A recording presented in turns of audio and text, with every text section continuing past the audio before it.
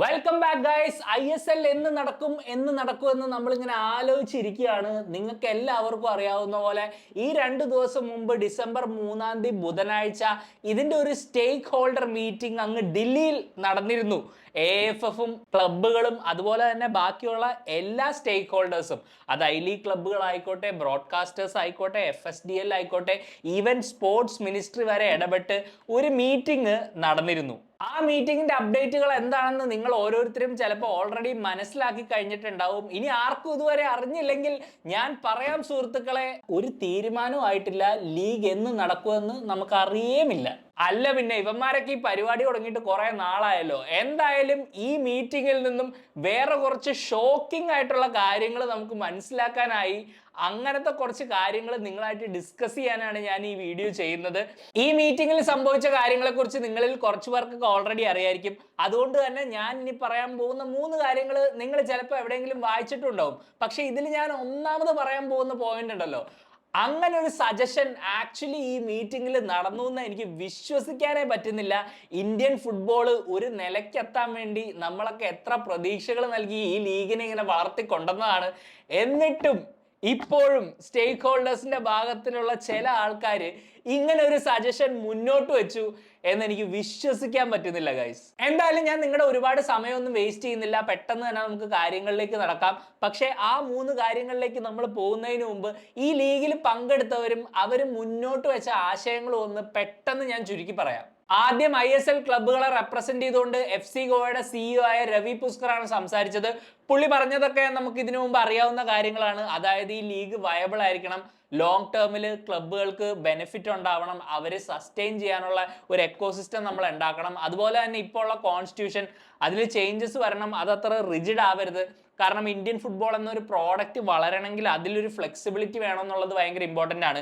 നിങ്ങൾ ഇങ്ങനെ ഒരു റൂൾ ബുക്ക് ഉണ്ടാക്കിയിട്ട് ഈ കാര്യങ്ങൾ മാത്രമേ ചെയ്യാൻ പാടുള്ളൂ എന്ന ഒരു റിജിഡിറ്റി വന്നു കഴിഞ്ഞാൽ പല ക്ലബ്ബുകൾക്കും ചിലപ്പോൾ സസ്റ്റെയിൻ ചെയ്യാൻ ബുദ്ധിമുട്ടായിരിക്കും. അവർ ഇത്രയും 15 വർഷം ചെയ്ത ആ ഒരു വർക്ക് അതിനെ അത് അഫക്റ്റ് ചെയ്തേക്കാം. അതുകൊണ്ട് തന്നെ കേസ് പെർ കേസ് ഡിപ്പെൻഡ് ചെയ്തുകൊണ്ട് തന്നെ കുറച്ച് ഫ്ലെക്സിബിലിറ്റി ആ കോൺസ്റ്റിറ്റ്യൂഷനിലേക്ക് കൊണ്ടുവരണം. പുള്ളി പറഞ്ഞു വരുന്നത് ബേസിക്കലി ക്ലബ് ഓണർഷിപ്പ് ഒക്കെ ഇതിലേക്ക് വരണം, ഈ ലീഗിന്റെ ഒരു അതിൽ അവർക്കൊരു വലിയ സ്റ്റേക്ക് ഉണ്ടാവണമെന്നൊക്കെ തന്നെയാണ്. അതൊക്കെ നമുക്ക് ഇതിൽ നിന്ന് വായിച്ചെടുക്കാവുന്നതേ ഉള്ളൂ. അങ്ങനെ ഒരു മേജർ പിക്ചറാണ് പുള്ളി ഈ ഒരു മീറ്റിംഗിൽ നൽകിയത്. അതിനുശേഷം ഐ ലീഗ് ക്ലബ്ബുകളെ റെപ്രസെന്റ് ചെയ്തുകൊണ്ട് റിയൽ കശ്മീരിന്റെ ഒരു ഒഫീഷ്യൽ സംസാരിച്ചു. പുള്ളി പറഞ്ഞ കാര്യങ്ങൾ നിങ്ങൾക്ക് എല്ലാവർക്കും അറിയാം. റിലഗേഷൻ, പ്രൊമോഷൻ വേണം. അതുപോലെ എത്ര ഡിവിഷനുകളാണോ, I league second division, I league, ISL, women's league, ഇതെല്ലാം ഒരൊറ്റ കൊമേഴ്ഷ്യൽ പാർട്ട്ണറിന്റെ കീഴിൽ വരണം. ഇപ്പൊ ISL നടത്തുന്ന FSDL ആണ്, ഐ ലീഗ് നടത്തുന്ന AFF ആണ്. അതിന്റെ കുറെ ഡിഫറൻസസും കാര്യങ്ങളും ഉണ്ട്. ഇതെല്ലാം മാറ്റി ഒറ്റ സിംഗിൾ പാർട്ട്ണറിന് കൊടുക്കണം. അതുപോലെ തന്നെ റെലഗേഷനും പ്രൊമോഷനും ഉണ്ടാവണം. പിന്നീട് സംസാരിച്ചത് FSDL ആണ്. അവർ പറഞ്ഞത് ഞങ്ങൾ 2000 കോടിയുടെ മുകളിൽ ഓൾറെഡി ഇന്ത്യൻ ഫുട്ബോളിൽ ഇൻവെസ്റ്റ് ചെയ്തു, എന്നിട്ടും ഞങ്ങൾക്ക് ഒരു റിട്ടേൺസ് ഇല്ല. AFF ഇപ്പം മുന്നോട്ട് വെച്ചിരിക്കുന്ന ടെൻഡർ, അതിന്റെ ടേംസ് പരിശോധിക്കുമ്പോൾ ഞങ്ങൾ ഇനി ചെയ്യാൻ പോകുന്ന, ഞങ്ങൾ ഈ ടെൻഡർ അക്സെപ്റ്റ് ചെയ്യുകയാണെങ്കിൽ, ഞങ്ങൾ ഇതിനു വേണ്ടി ബിഡ് ചെയ്യുകയാണെങ്കിൽ ഞങ്ങൾ ചെയ്യാൻ പോകുന്ന ഇൻവെസ്റ്റ്മെന്റിന് ഒരു റിട്ടേണും ഞങ്ങൾക്ക് ലഭിക്കാനുള്ള ഒരു സാഹചര്യവും ഇല്ല. അതുകൊണ്ടാണ് അവരതുകൊണ്ട് മുന്നോട്ട് പോകാത്തതെന്നാണ് അവർ പറഞ്ഞത്. അതുപോലെ തന്നെ അവർ ഉന്നയിച്ച വേറൊരു പ്രശ്നം, ഈ ഐ ലീഗ് ക്ലബ്ബുകൾ പറയുന്ന പോലെ തന്നെ FSDL-ന് ഐ ലീഗ് ക്ലബ്ബുകളെയും കൂടെ അവരുടെ കീഴിൽ കൊണ്ടുവന്ന ഒരു ലീഗ് നടത്താനുള്ള വയബിലിറ്റി നിലവിലെ ഇന്ത്യൻ ഫുട്ബോൾ എക്കോസിസ്റ്റത്തിൽ ഇല്ല. കാരണം ISL-ൽ തന്നെ ഇത്രയും ഇൻവെസ്റ്റ്മെന്റ് നടത്തിയിട്ട് അവർക്ക് അതിന്റെ റിട്ടേൺസ് കിട്ടുന്നില്ല, അവർ നഷ്ടത്തിലാണ് ഓടുന്നത്, അവർക്ക് വേണ്ട ഒരു എക്കോസിസ്റ്റം ഇവിടെ ഇല്ല. അപ്പൊ പിന്നെ എങ്ങനെയാണ് വേറൊരു ലീഗിനെയും കൂടെ അവിടെ ഏറ്റെടുത്ത് നടത്തുന്നത്? അതുകൊണ്ട് അതും പോസിബിൾ അല്ലെന്ന് അവർ പറഞ്ഞു. പിന്നീടാണ് നമ്മൾ ബ്രോഡ്കാസ്റ്റിന്റെ കാര്യത്തിലേക്ക് വന്നത്. അതിൽ Hotstar, fan code, C sports, ഈ 3 OTT പ്ലാറ്റ്ഫോമുകളും ആ ഒരു മീറ്റിംഗ് അറ്റൻഡ് ചെയ്തിട്ടുണ്ടായിരുന്നു. ഇതിൽ ഹോട്ട്സ്റ്റാർ ആണ് ആദ്യം സംസാരിച്ചത്. അവർ പറഞ്ഞത് ഇന്ത്യൻ ഫുട്ബോൾ എന്നൊരു പ്രോഡക്റ്റ് അല്ലെങ്കിൽ ഒരു വ്യൂവർഷിപ്പ് ഒക്കെ ഇതിന് കൂടണമെങ്കിൽ ഇന്ത്യൻ മെൻസ് നാഷണൽ ടീം നല്ലോണം പെർഫോം ചെയ്യണം. നിലവിലെ സാഹചര്യത്തിൽ അത് അത്ര മോശമായതുകൊണ്ട് തന്നെ ഈ ഒരു പ്രോഡക്റ്റിന് വലിയൊരു ഫ്യൂച്ചർ ഇല്ലെന്നാണ് അവർ കരുതുന്നത്. അവരും ഈ FSDL പറഞ്ഞ പോലെ തന്നെ ഒരുപാട് പൈസ ഈ ISL-ന്റെ ബ്രോഡ്കാസ്റ്റിനായിട്ട് ഇൻവെസ്റ്റ് ചെയ്തിട്ടുണ്ട്. പക്ഷെ എന്നിട്ടും ഓരോ വർഷം കഴിയുമ്പോഴും ആ വ്യൂവർഷിപ്പിന്റെ അത് ഡിക്ലൈൻ മാത്രമാണ് അവർ കണ്ടിട്ടുള്ളത്. അതുകൊണ്ട് തന്നെ വ്യക്തമായ ഒരു പ്രോഡക്റ്റ്, ഒരു ഗുഡ് ക്വാളിറ്റി പ്രോഡക്റ്റ് ഇല്ലാത്തടത്തോളം കാലം അവർ ഇനിയും നഷ്ടങ്ങൾ സഹിക്കാൻ തയ്യാറല്ലെന്നാണ് ഹോട്ട്സ്റ്റാർ പറഞ്ഞത്. ഫാൻ കോഡും വളരെ സിമിലർ ആയിട്ട് തന്നെയാണ് സംസാരിച്ചത്. സി സ്പോർട്സ് റിപ്പോർട്ട്സ് ഇതിനെക്കുറിച്ച് എന്താണ് പറഞ്ഞതെന്ന് ഞാൻ പിന്നെ പറയാം, കാരണം അതിനെക്കുറിച്ച് ഡീറ്റെയിൽ ആയിട്ട് ചർച്ച ചെയ്യേണ്ടിയിരിക്കുന്നു. കല്യാൺ ചൗബെ ഈ മീറ്റിംഗിൽ താൻ പറഞ്ഞ കാര്യങ്ങൾ വീണ്ടും വീണ്ടും റിപ്പീറ്റ് ചെയ്തെന്ന് തന്നെയാണ് അറിയാൻ സാധിച്ചത്. ലീഗ് നടത്താൻ AFF ഇപ്പൊ റെഡിയാണ്, നിങ്ങൾ പറഞ്ഞാൽ ഞങ്ങൾ ഈ ലീഗ് നടത്തും, അടുത്ത 5 മാസത്തിൽ അതായത് മെയ്ക്കുള്ളിൽ ഈ ലീഗ് സ്റ്റാർട്ട് ചെയ്ത് ഫിനിഷ് ചെയ്യാനുള്ള വിൻഡോ നമ്മൾ കണ്ടെത്തും എന്നൊക്കെയാണ് പുള്ളി പറഞ്ഞത്. പക്ഷേ ഇത് എങ്ങനെ, എപ്പോ, എപ്പിടി എന്നൊന്നും പുള്ളി പറഞ്ഞിട്ടില്ല. ഈ ഒരു സ്റ്റേറ്റ്മെന്റ് മാത്രമേ പുള്ളി വിട്ടിട്ടുള്ളൂ. ഇതിനൊക്കെ ശേഷമാണ് സ്പോർട്സ് മിനിസ്റ്റർ സംസാരിച്ചത്. മൻസുഖ് മാണ്ഡവ്യയും ഈ ഒരു സിറ്റുവേഷൻ മൊത്തത്തിൽ അനലൈസ് ചെയ്തിട്ട് പുള്ളിയുടെ അഭിപ്രായം മുന്നോട്ട് വെച്ചിട്ടുണ്ട്. അത് അത്ര വലിയ ക്ലിയർ ആയിട്ടുള്ള അല്ലെങ്കിൽ ഒരു കോൺസൈസ് ആയിട്ടുള്ള ഒരു അപ്ഡേറ്റ് ഒന്നും അല്ല, എന്നാലും ഞാനത് വീഡിയോയുടെ അവസാനം പറയാം. ബട്ട് നൗ നമ്മൾ ചർച്ച ചെയ്യാൻ പോകുന്ന ഈ AFF സ്റ്റേക്ക് ഹോൾഡർ മെഗാ മീറ്റിംഗിൽ നിന്നും വളരെ ഷോക്കിംഗ് ആയിട്ട് മുന്നോട്ട് വന്ന 3 സജഷൻസ് ആണ്. Let's get started. ആദ്യമായിട്ട് എനിക്ക് പറയാനുള്ളത് ഈസ്റ്റ് ബംഗാളിനെ കുറിച്ചാണ്. ഇവന്മാര് നൈസായിട്ട് പ്ലേറ്റ് മാറ്റിയിട്ടുണ്ട്. ആദ്യം ക്ലബ്ബുകളോട് ഒരു എഗ്രിമെന്റിലായിരുന്നു ഈസ്റ്റ് ബംഗാൾ, അതായത് ക്ലബ്ബുകൾക്ക് ഒരു വലിയ സ്റ്റേക്ക് ഈ ലീഗിൽ വേണം, ഓണർഷിപ്പിലും ചെറിയ മാറ്റങ്ങൾ വേണം എന്നൊക്കെ ഉള്ള ഒരു തീരുമാനത്തിൽ ഈസ്റ്റ് ബംഗാളും അഗ്രി ചെയ്തിരുന്നു. എന്നാൽ ഈ മീറ്റിംഗിൽ out of the blue east Bengal പറയുന്നത് ഈ ലീഗ് AFF റൺ ചെയ്യണമെന്നാണ്. ഇതിന്റെ പിന്നിൽ കല്യാൺ ചൗബയുടെ ചരടുവലികൾ നടന്നിട്ടുണ്ടെന്നാണ് റിപ്പോർട്ടുകൾ. കാരണം ഈ മീറ്റിംഗിന് ഏകദേശം കുറച്ച് ദിവസങ്ങൾ മുമ്പ് AFF ഒരു സ്റ്റേറ്റ്മെന്റ് പുറത്തുവിട്ടിരുന്നു. അതായത് കൊൽക്കത്തയിലെ ലെഗസി ക്ലബ്ബുകളായ ഈസ്റ്റ് ബംഗാളും മുഹമ്മദിനുമായിട്ട് AFF കോൺവെർസേഷൻ മേക്ക് ചെയ്തു. ഈ ഒരു ഇന്ത്യൻ ഫുട്ബോളിന്റെ ഫ്യൂച്ചറിനെ കുറിച്ചുള്ള സംസാരങ്ങൾ നടന്നു. അവർ മോഹൻ ബഗാനോട് സംസാരിക്കാൻ താല്പര്യപ്പെടുന്നു എന്നൊക്കെ പറഞ്ഞ്, അത് പിന്നെ മോഹൻ ബഗാൻ സൂപ്പർ ജയൻസ് ആ ഒരു ഇനീഷ്യേറ്റീവ് എടുത്ത് അങ്ങനെ ഒരു മീറ്റിംഗ് നടന്നില്ല. പക്ഷെ ഇങ്ങനെ ഒരു നീക്കം AFF നടത്തിയിട്ടുണ്ടെന്ന് ഒരു കൺഫർമേഷൻ നമ്മുടെ കയ്യിലുണ്ട്. അപ്പൊ ആ ഒരു ചർച്ചയിലായിരിക്കാം ഒരു പക്ഷേ അവർ ഈസ്റ്റ് ബംഗാളിനെ കൺവിൻസ് ചെയ്യുകയും ഈസ്റ്റ് ബംഗാൾ AFFനെ സപ്പോർട്ട് ചെയ്യുകയും ചെയ്തത്. ഈ ഒരു തീരുമാനം എന്തുകൊണ്ട് ഈസ്റ്റ് ബംഗാൾ എടുത്തു എന്ന് എനിക്ക് അറിയില്ല. ബിക്കോസ് ക്ലിയർലി ഇവിടെ നമ്മൾ ക്ലബ്ബുകളുടെ ഒരു ബെനിഫിറ്റിനെ കൺസിഡർ ചെയ്യുന്നുണ്ട്. ആൻഡ് ലിറ്ററലി അവരൊരു ക്ലബ്ബ് ആയിരിക്കുമ്പോൾ തീർച്ചയായിട്ടും ബാക്കിയുള്ള ക്ലബ്ബുകളുടെ കൂടെ നിൽക്കേണ്ടതാണ്. ഇതിന്റെ പിന്നിൽ ഇപ്പൊ വേറെ എന്തെങ്കിലും കളിയുണ്ടോ എന്ന് സംശയിക്കാതിരിക്കാനും വയ്യ. കാരണം പെട്ടെന്നുള്ള ഈ ഒരു കുടമാറ്റം അതിലെന്തോ ഒരു റോങ് മണക്കുന്നില്ലേ. ഇപ്പൊ നമ്മൾ ഐ ലീഗ് ക്ലബ്ബുകളുടെ കാര്യം പറയുമ്പോൾ അവര് തമ്മിൽ ഒരു യൂണിറ്റി ശരിക്കും ഇല്ല. ചില ക്ലബ്ബുകൾ പറയുന്ന 20 ടീമുകളുള്ള ഒറ്റ ഫസ്റ്റ് ഡിവിഷൻ നടക്കണമെന്നാണ്. ചിലർ പറയുന്നത് ഇപ്പം നടക്കുന്ന പോലെ തന്നെ ഫസ്റ്റും സെക്കൻഡ് ഡിവിഷനുമായിട്ട് നടന്നിട്ട് പ്രൊമോഷൻ റെലഗേഷൻ വന്നോന്നായിരുന്നു. ISL ക്ലബ്ബുകളുടെ ഇടയിൽ അറ്റ്ലീസ്റ്റ് ഒരു യൂണിറ്റി ഈ കാര്യത്തിൽ ഉണ്ടെന്ന് നമ്മൾ ഇതുവരെ പ്രതീക്ഷിച്ചു. ആക്ച്വലി എല്ലാവരും ഈ ഒരു പുതിയ ഒരു സിസ്റ്റം വരുമ്പോൾ, പുതിയൊരു MRI വരുമ്പോഴത്തേക്കും അതിൻ്റെ അകത്ത് ആ ഓണർഷിപ്പ് സ്റ്റേക്ക് അങ്ങനത്തെ എല്ലാ കാര്യങ്ങളിലും എല്ലാവരും തമ്മിൽ ഒരു ധാരണ അറ്റ്ലീസ്റ്റ് ഈ മീറ്റിങ്ങിന് മുമ്പ് ഉണ്ടെന്നാണ് ഞാൻ വിശ്വസിച്ചിരുന്നത്. പക്ഷേ ഈസ്റ്റ് ബംഗാൾ ഇങ്ങനെ ഒരു തീരുമാനം എടുക്കുമെന്ന് ആരും പ്രതീക്ഷിച്ചുമില്ല. മേ ബി ഈ ഒരു കൊൽക്കത്ത ക്ലബ്ബ് വീണ്ടും ISL ക്ലബ്ബുകളിൽ ഒരു ഡിവൈഡ് ഉണ്ടാക്കാൻ പോവുകയാണോ എന്ന് വരെ എനിക്കൊരു സംശയമുണ്ട്. ആൻഡ് അതിൽ എന്തെങ്കിലും ഒരു സ്വാർത്ഥ താല്പര്യം ഇല്ലാതെ അവർ ഇങ്ങനെ ഒരു തീരുമാനം എടുക്കുമെന്ന് എനിക്ക് തോന്നുന്നില്ല. അങ്ങനെ നമ്മുടെ സംശയങ്ങളൊക്കെ കറക്റ്റ് ആണെങ്കിൽ this is not good news for Indian football. ഇനി നമുക്ക് അടുത്ത സജഷനിലേക്ക് കടക്കാം. ഓബ്വിയസ്ലി ഡൽഹിയിൽ ഇങ്ങനെ ഒരു ഇന്ത്യൻ ഫുട്ബോളിന്റെ സ്റ്റേക്ക് ഹോൾഡർ മീറ്റിംഗ് നടക്കുമ്പോൾ ഇന്ത്യൻ ഫുട്ബോളിന്റെ സേവിയർ ആയ രഞ്ജിത് ബജാജ് അതിൽ എന്തായാലും ഉണ്ടാവുമല്ലോ. പുള്ളിയെക്കുറിച്ച് എല്ലാവർക്കും പല അഭിപ്രായങ്ങളാണ്. ചിലർ പുള്ളീനെ ആക്ച്വലി റേറ്റ് ചെയ്യുന്നുണ്ട്, ചിലർക്ക് ഇച്ചിരി സംശയങ്ങളുണ്ട്. ഞാൻ ആ രണ്ടാമത്തെ കാറ്റഗറിയിലുള്ള ആളാണ്. ബിക്കോസ് എനിക്കറിയാം ഇന്ത്യൻ ഫുട്ബോൾ ഭയങ്കര മോശം അവസ്ഥയിലാണ്. ഇവിടെ തീരുമാനങ്ങൾ എടുക്കുന്നവരെ ഒന്നും നമുക്ക് വിശ്വസിക്കാനാവില്ല. പക്ഷെ ഇയാൾക്കും എന്തൊക്കെയോ ഒരു ഹിഡൻ അജണ്ട ഉള്ളതായിട്ട് എനിക്ക് പലപ്പോഴും ഫീൽ ചെയ്തിട്ടുണ്ട്. ഓബ്വിയസ്ലി എനിക്ക് ഇൻസൈഡ് ഇൻഫർമേഷനോ അല്ലെങ്കിൽ ഈ കാര്യത്തെക്കുറിച്ച് വളരെ വ്യക്തമായ ധാരണയോ തെളിവുകളോ ഒന്നുമില്ല. ഞാൻ ജസ്റ്റ് ഒരു ഫാനിന്റെ പെർസ്പെക്റ്റീവിൽ നിന്നാണ് പറയുന്നത്. പുറത്തുനിന്ന് ഞാൻ ഒബ്സർവ് ചെയ്യുമ്പോൾ പുള്ളി എന്തൊക്കെയോ അജണ്ട പുഷ് ചെയ്യാൻ ശ്രമിക്കുന്നതായിട്ടും പുള്ളിയുടേതായ ഒരു നറേറ്റീവ് ഇവിടെ ക്രിയേറ്റ് ചെയ്യാൻ ശ്രമിക്കുന്നതായിട്ടും പല സമയങ്ങളിൽ എനിക്ക് തോന്നിയിട്ടുണ്ട്. ആൻഡ് പലരും സോഷ്യൽ മീഡിയയിൽ ആർഗ്യൂ ചെയ്യുന്ന പോലെ പുള്ളി ഒരു അഡ്മിനിസ്ട്രേറ്റീവ് പവറിലേക്കൊക്കെ വന്ന ഇന്ത്യൻ ഫുട്ബോൾ രക്ഷപ്പെടുമെന്ന് ഞാൻ പേഴ്സണലി വിശ്വസിക്കുന്നില്ല.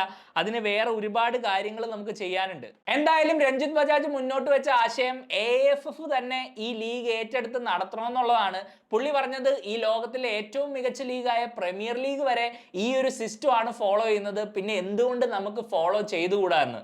ആക്ച്വലി പുള്ളി പറഞ്ഞത് തെറ്റാണ്. കാരണം പ്രീമിയർ ലീഗ് ഓൺ ചെയ്യുന്നത് അവിടുത്തെ തന്നെ ക്ലബ്സ് ആയിട്ട് രൂപീകരിച്ച ഒരു പ്രൈവറ്റ് എൻറ്റിറ്റി ആണ്. ഈ കാര്യം മോഹൻ ബഗാന്റെ ഒഫീഷ്യലായ വിനയ് ചോപ്രയും പിന്നെ സ്പോർട്ടിംഗ് ക്ലബ് ഡൽഹിയുടെ ഓണറാണെന്ന് തോന്നുന്നു ധ്രുവ് സൂദും ഈ ഒരു പോയിന്റ് കറക്റ്റ് ചെയ്തിരുന്നു. ഇതിൽ ധ്രുവ് സൂദ് മുന്നോട്ട് വെച്ച ഒരു കാര്യമുണ്ട്. ഇന്ത്യയിൽ ക്രിക്കറ്റ് അല്ലാത്ത ഏതൊരു സ്പോർട്ടും ഒരു ഫ്രാഞ്ചൈസി ലീഗ് പോലെ വളരണമെങ്കിൽ അതിൽ പ്രൈവറ്റ് ഇൻവെസ്റ്റ്മെന്റ് വന്നോന്നുള്ളതാണ്.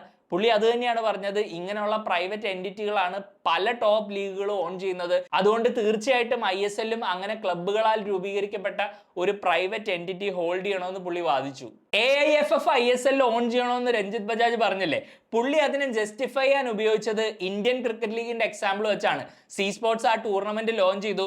പിന്നീട് IPL സംഭവിച്ചപ്പോൾ BCCI അങ്ങനെ ഒരു ഫ്രാഞ്ചൈസ് ലീഗിൽ നിന്ന് ഉണ്ടാക്കാൻ പറ്റിയ പ്രോഫിറ്റുകളെ കുറിച്ചും അതിൻ്റെ ഒരു സ്കോപ്പിനെ കുറിച്ചും മനസ്സിലാക്കിയപ്പോൾ അവർ ആ ലീഗിനെ വളർത്തി. അങ്ങനെ ആ ലീഗിനെ അവർ റൺ ചെയ്ത് വളരെ പ്രോഫിറ്റബിളും ഇന്ന് ഈ ലോകത്തിലെ ഏറ്റവും ബെസ്റ്റ് ഫ്രാഞ്ചൈസ് ലീഗും ആക്കി മാറ്റി.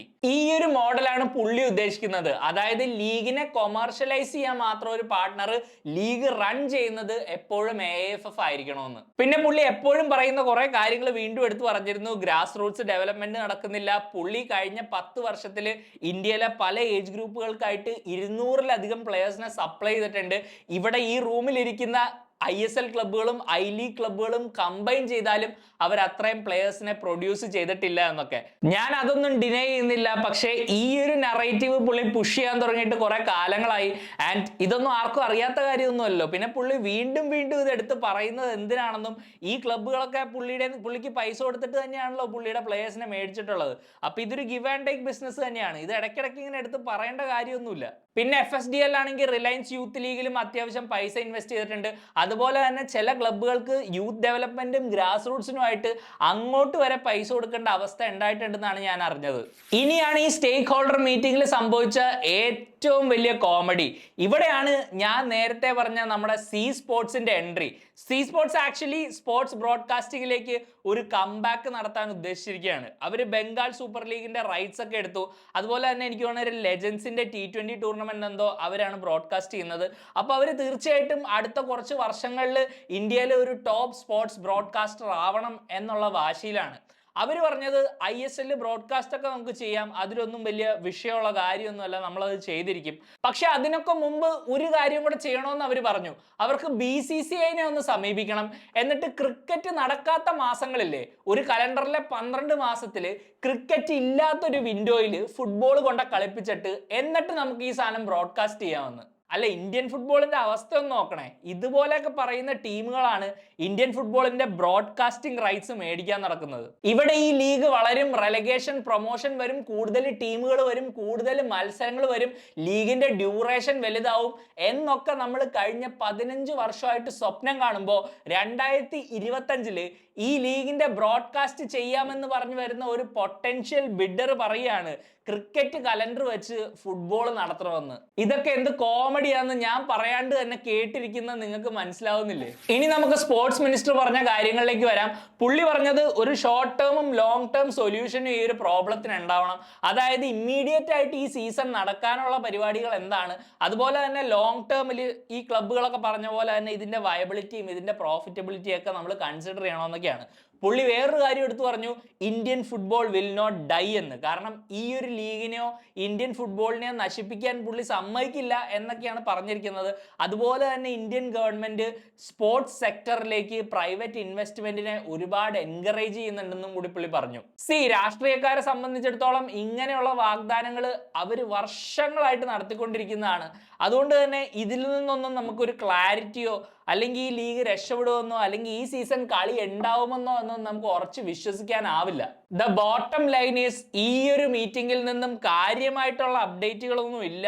ഇപ്പോഴും ഇന്ത്യൻ ഫുട്ബോളിൽ അൺസർട്ടനിറ്റി തന്നെയാണ്. എന്തായാലും ഈ ഒരു സിറ്റുവേഷനെ കുറിച്ച് ഇതിൽ കൂടുതൽ ഒരു കൺഫർമേഷൻ ഒന്നും എനിക്ക് തരാൻ പറ്റില്ല.